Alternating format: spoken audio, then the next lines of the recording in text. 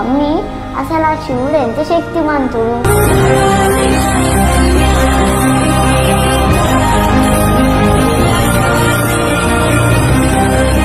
శివుడు మహారథి. మహారథి అంటే ఏంటి? మన శాస్త్రాల్లో యుద్ధంలో పోరాడే యోధులకి ర్యాంకులు ఉంటాయి. ఒక రథి అనేవాడు ఒకే యోధుడితో ఫైట్ చేస్తాడు. ఒక అతిరథి అనేవాడు 12 యోధులతో ఒకేసారి ఫైట్ చేయగలడు. ఒక మహారథి అనేవాడు 72,000 యోధులతో ఒకేసారి ఫైట్ చేయగలడు. ఒక అతి మహారథి అనేవాడు ఒకేసారి 8,64,000 యోధులతో ఫైట్ చేయగలడు. మరి మహారథి అంటే అదే శివుడు.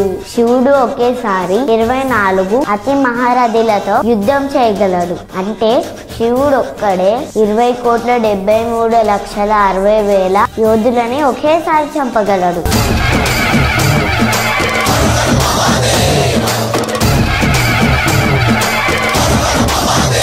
20 కోట్ల యోధుల ఇది అసాధ్యం కదా?